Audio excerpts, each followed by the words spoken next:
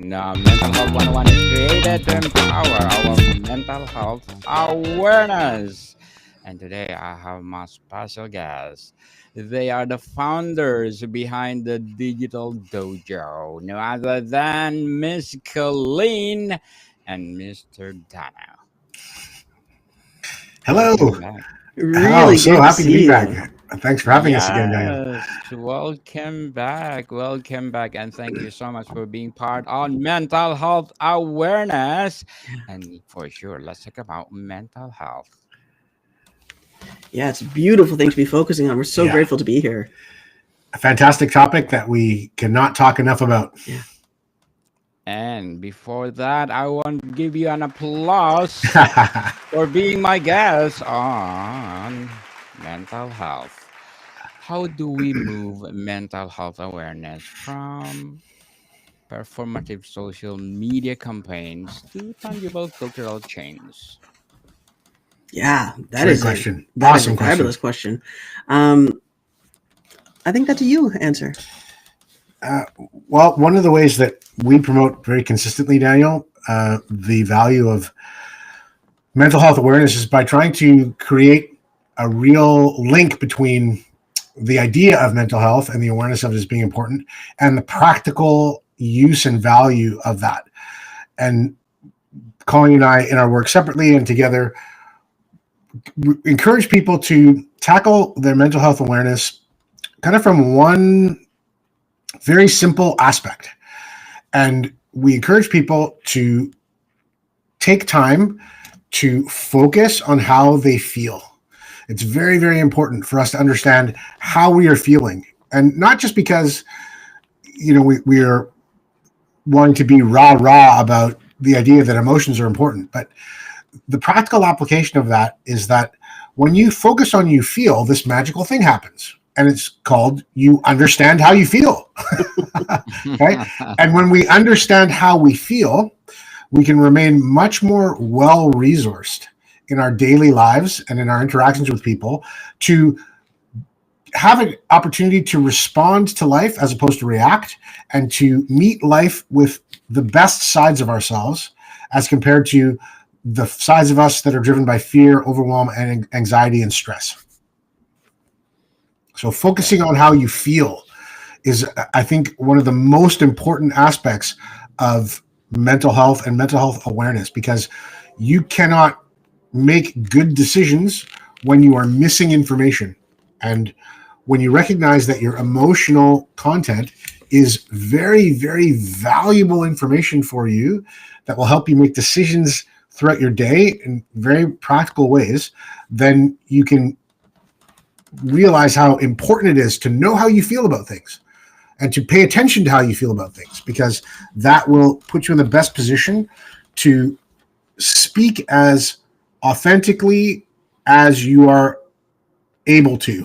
And that's where we engage people most effectively, when we're speaking authentically, being ourselves, feeling relaxed, telling the truth, and moving forward without a hidden or unconscious agenda driving the bus. Very well said. Miss Colleen, do you have something to add? Yeah, thank you. I was just thinking that's a good answer. I love Oh. when we're on interviews because I hear Dana say things and I'm thinking, oh, that's good. I'm gonna listen to this later.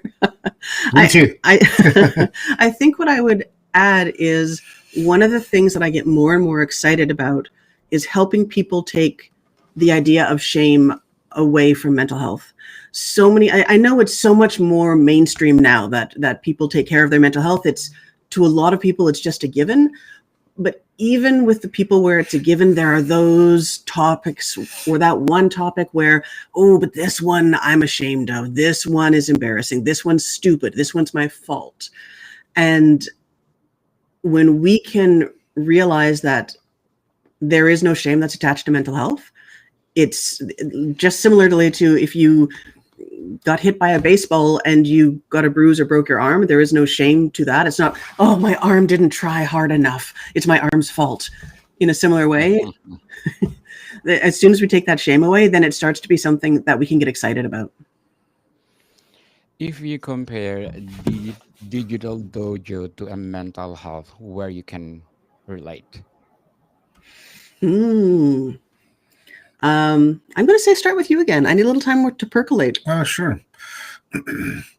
Well, just like an actual physical dojo, the digital dojo and its online incarnation is a place where you can come to learn, and where learning is not only accepted, but it's encouraged. One of the big barriers to people getting support with their mental health is the idea of the shame around learning. That if you have to learn something, well, something's wrong with you. You should know that already. Why don't you understand that yet? How come you haven't been able to fix that on your own? What's wrong with you that you can't make this decision by yourself? So much of what prevents growth is shame around admitting that we need help, and that we, particularly in some instances, don't know what to do. When we can recognize that needing help is not a shameful condition to be in, not knowing what to do is not a shameful condition to be in, then we can relax all of that anxiety and worry of ridicule, judgment about something being wrong with us, when we can just admit that, hey, there's some things I don't know. And maybe if I got some new information, I might be able to understand why I don't know those things and then learn about them so that I can help myself. So the dojo, a traditional dojo, like a physical dojo, is a place where it's set up for people to come and arrive and say, hey, I don't know this particular set of techniques or skills, and I'm excited to be here to learn about them. The digital dojo is a spiritual and mental well-being awareness space for people to do just that. I don't know something about myself. I want to learn it.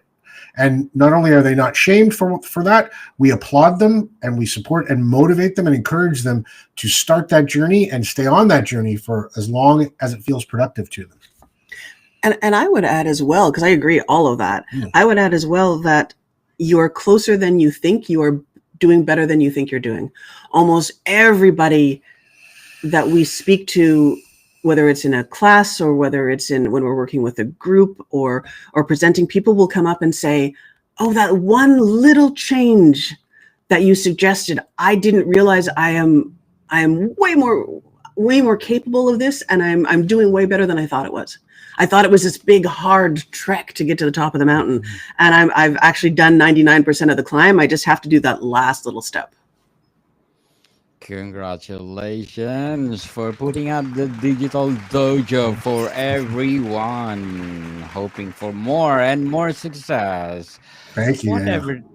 What everyday phrases like crazy or OCD unintentionally perpetuated stigma, and what alternative foster compassion?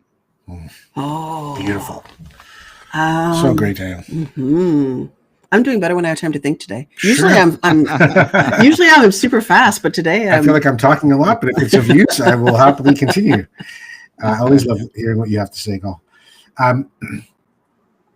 So one of the things that I encounter in my work a lot, Daniel, in my personal work, and also when Colleen and I work together with a client or with a group of people, is this idea of weakness.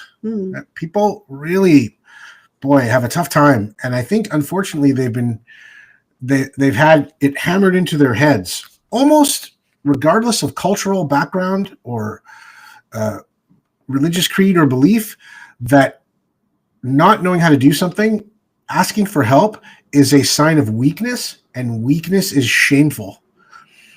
So one of the antidotes that we use in our work, I think, is a bit of awareness around recognizing just how prolific that idea is, that people are taught that if they need help or don't know how to do something or can't do something perfectly the first time, that they're weak and therefore shameful and therefore useless, is the idea of encouragement.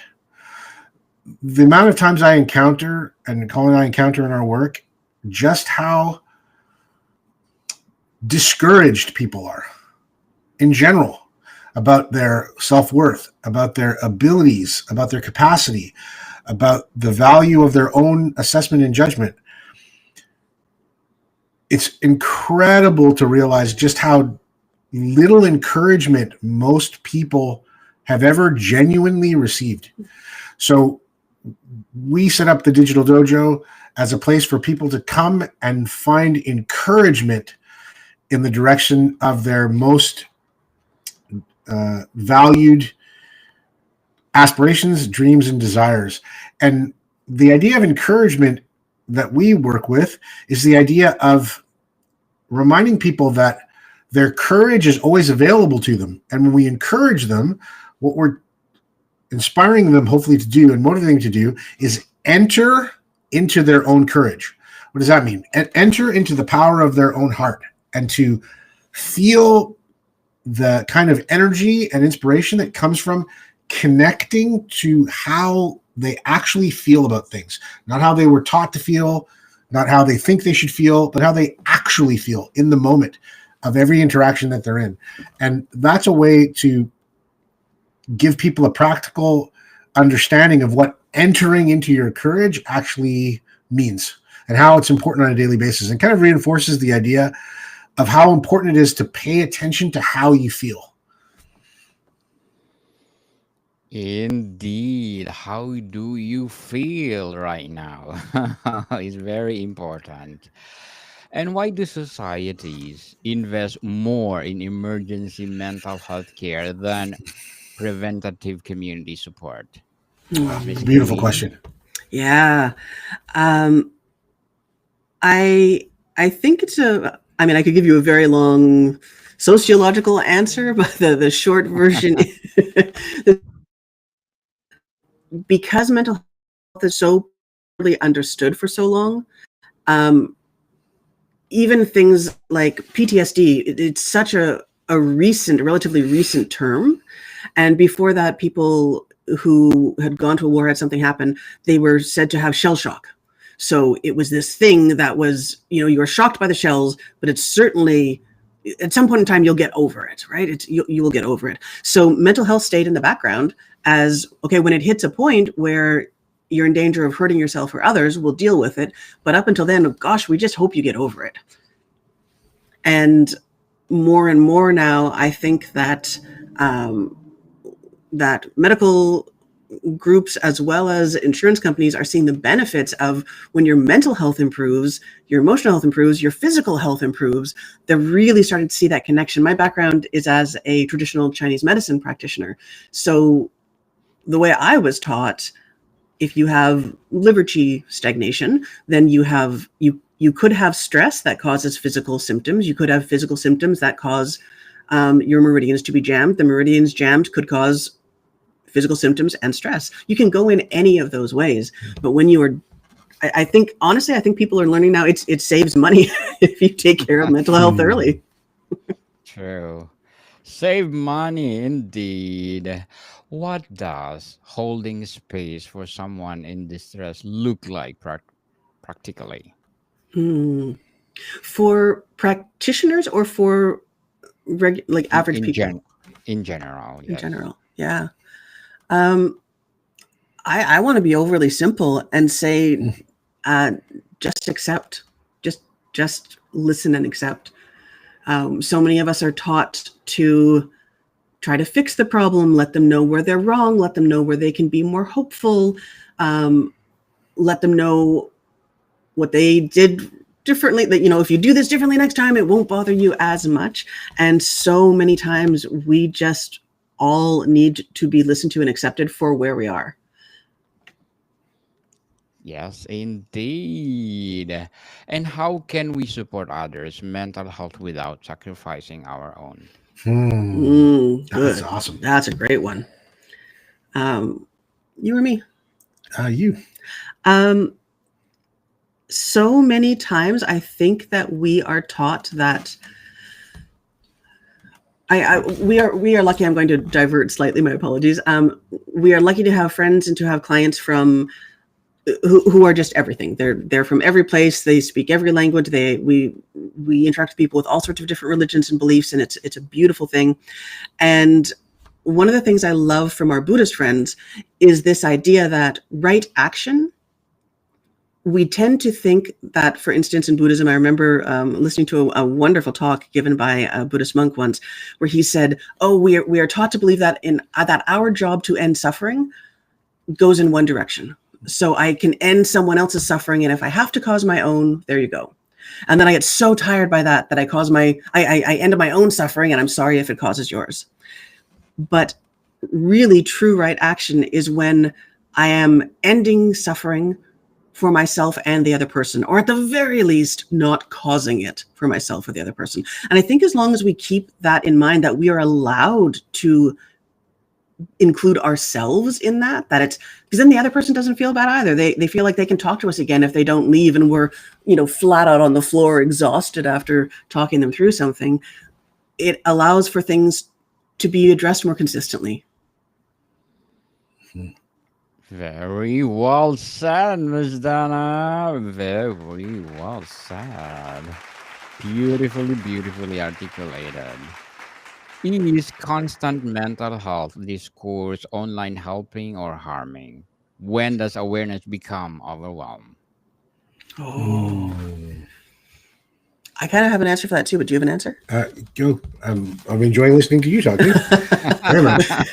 I always have something to say, but I'm learning a lot. Thank you. My answer is very simple. When someone said this is the way, as opposed to this is my way or this is a way. Mm-hmm.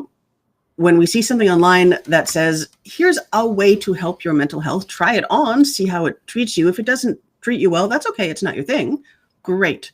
We can try that the way we would hats when we're going outside when it's sunny, or food when we're going to a restaurant. When someone says this is the way, and if you don't do it this way, you are wrong, you should be ashamed, you are hopeless, you are fill in the blank, that's when it gets dangerous for people, I think. That doesn't allow us to take or leave it. Yes. Yeah. Totally indeed. Do you have a different answer? I was just going to say, I was just going to add to that with the word only. Because when people try to present to you the idea that something is the only way to do something, this is the only way you're going to feel better. This is the only way you're going to improve your mental health. That can leave people in a state of even more anxiety than they entered with, because that sense of perfectionism is a large stressor for people already as it is. So if they're coming in feeling like, I'm not feeling well in my mental health and stability because I'm already not being perfect, when they're faced with something that says, well, this is the only way to do this, there's only one way and this is it, and you get it either right or you get it wrong, that puts a lot of pressure on people and makes them feel like they've only got one chance to improve their situation. The truth of it is that we have many opportunities, and abundant a number of opportunities, to take better care of ourselves and to take better care of our mental well-being and our mental health. So I think your answer was awesome and thorough, and I would only add the word only to that, because sometimes in the online space, because of the necessity to kind of compete, people get very forceful and very singular about whatever they're doing being the best way to do something and the only way to do something. So I encourage people that as they, search for information online to improve themselves in any way, shape, or form, that they, again, kind of very simply for me, pay attention to how they feel. If you see something online and that inspires you and calls you forward, then follow it. And if it works for you, fantastic.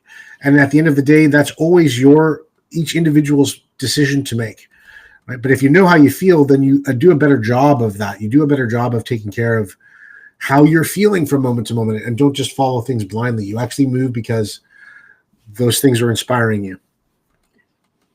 Just do it, people. If you think it's good for you, just do it. So, as the founders behind the Digital Dojo, what are your short-term and long-term goals?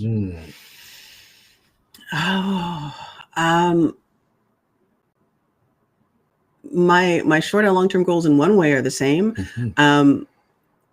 I want to get people excited about the possibilities that they have.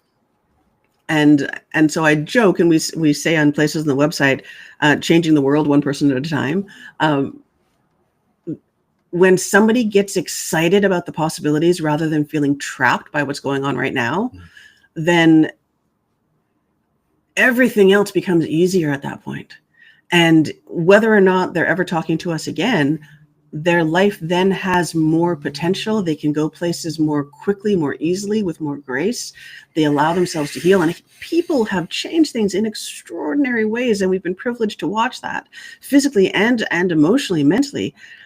And that possibility, that's it for me. I don't know about you, but. Yeah. My goals for the Digital Dojo are kind of similar in their simplicity, kind of one and the same. The short-term goal is the long-term goal and vice versa. So my personal goal is to have as many respectful, transparent, inspiring conversations with individual people as possible. And then that's the short-term goal. So conversations like this, Daniel, I feel like we're meeting our goal right now. Then the long-term goal is to just have as many of those kinds of conversations as humanly possible with as many people as humanly possible. And that's where the Digital Dojo and its online reach has become so exciting for us, because we can, through the online space, we can be in conversation with multiple people at the same time. Whether it's them watching us listening to a podcast and watching the videos of something we're doing here with you, we're having a conversation with those people who are listening to us right now as we have a conversation, or it's something that they can come to on any of our platforms and have a conversation with us through a video or an audio recording of some kind that engages them and really ultimately gets them having better and better conversations with themselves. That's a good answer. Thank you. Empowering goals, indeed. Empowering goals, and looking forward for more and more success in your life, especially the Digital Dojo. And what will be your piece of advice for those people out there who want to be both of you? Awesome. Want to be both of you. That's fantastic. I love it, Daniel. Colin, go ahead if you have an idea.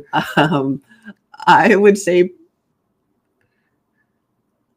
prepare to spend a lot of time in conversation and to get excited about finding rest and balance, because this conversation with you is so amazing. It's so exciting to have. And the conversations that we have, because it's Tuesday, we have these conversations because it's Tuesday, whether people are around or not. So if this is something that you love, if this is something that inspires you and excites you, and you're going to be weird like us and read about it at 2 a.m. on a Friday anyway, then just let yourself get excited about it. Yes. I would encourage people, again, along those same lines of inspiration and excitement, but really, really listen to yourself. Listen to yourself and deeply, and pay attention to the conversations that you have with yourself, the way that you speak to yourself inside your own head. Follow the things that feel better and better, and be aware of the things that are full of judgment or shame. And deeply, deeply listen to yourself. It will improve your relationship with yourself, and it will give you more possibility than you ever thought imaginable to improve your relationships with everybody in your life. So that would be my one simple piece of advice. Listen to yourself and trust what you hear. That's good. That's really good, both of you. Thank you for your advice. And why are men 3 times more likely to die by suicide? And how we redefine masculine support for mental health? Awesome. Yeah. So true, and such an important question. I think this one you start with. Sure. Yeah. And I can speak from my professional experience, my educated experience, and also my personal experience. So maybe I'll start there, because that's the one that's the most present to me. Personally, when I was growing up, I'm son of immigrants. I'm first-generation Canadian. My parents both came from very modest backgrounds, and in the Caribbean islands, and we were taught that you had to work really, really hard for everything that you got. On top of that, my father was in the military for 30 years, and I can remember as a child, falling down off my bike and hurting myself, or even getting disciplined by my father and showing emotion around it. Like I was scared or sad or upset or hurt. And him doing the best he could with the tools he had would very lovingly, sometimes very sternly, tell me to some version of suck it up. What are you crying for? There's nothing to cry for. Strong boys don't cry. Strong boys don't get sad. They just dust themselves off and get back on the bike. They just try again.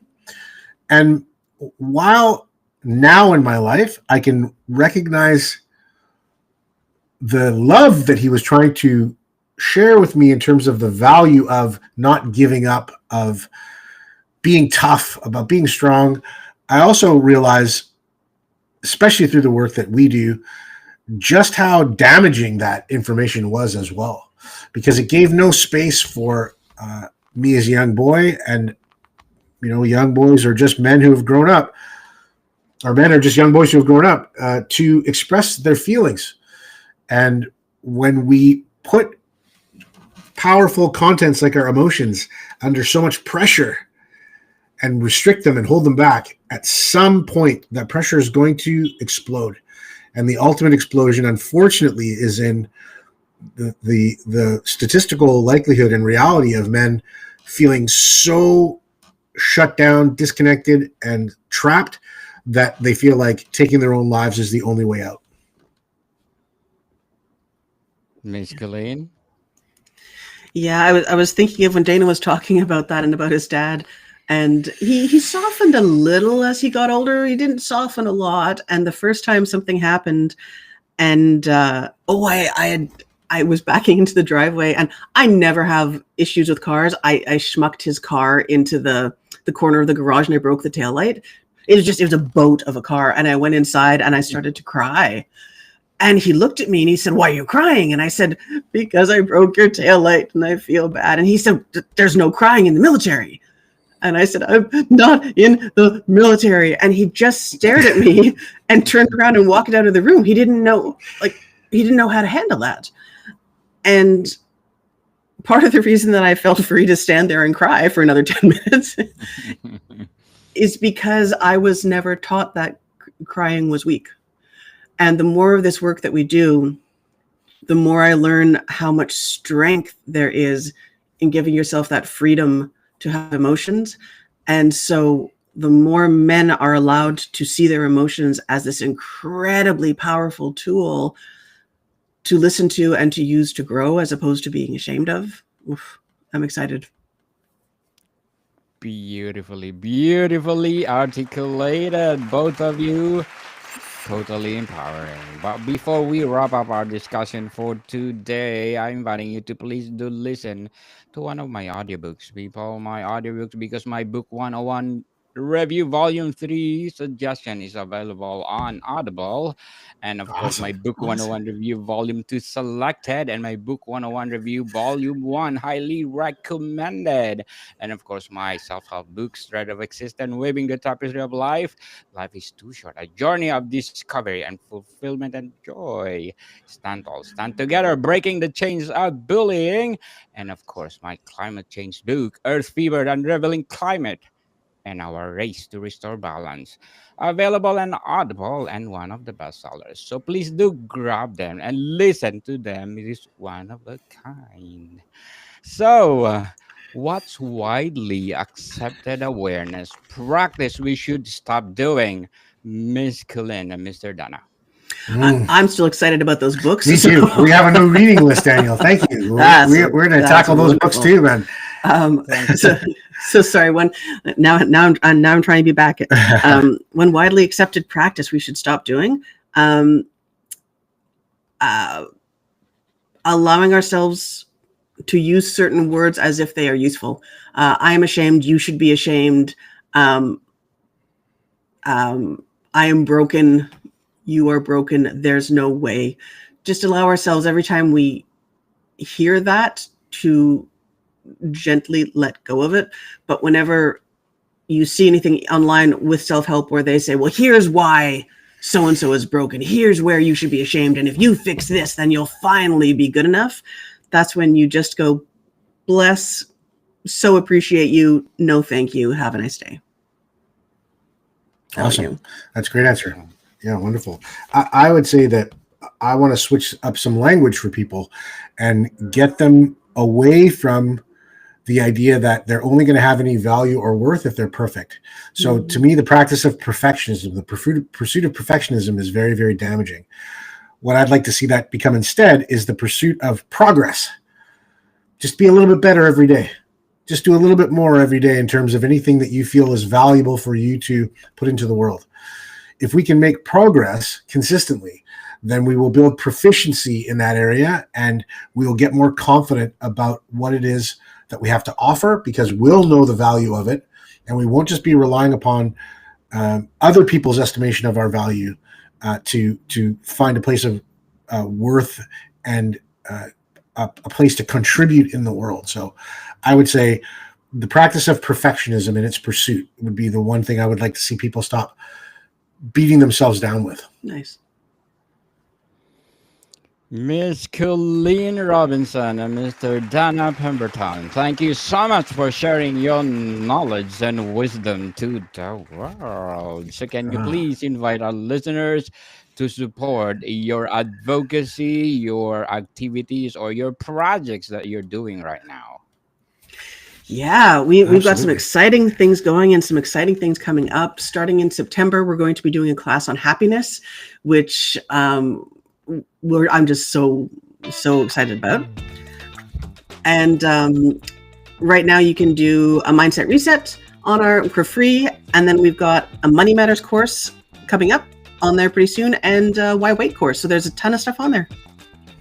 All of which is available at thedigitaldojo.net, where you can also access all of our social platforms and find us on YouTube, LinkedIn, Facebook, and Instagram. Nice. Yes, people, let's support Miss Colleen Robinson and Mr. Dana Pemberton, because if you support them, more and more and more empowering advocacy to come.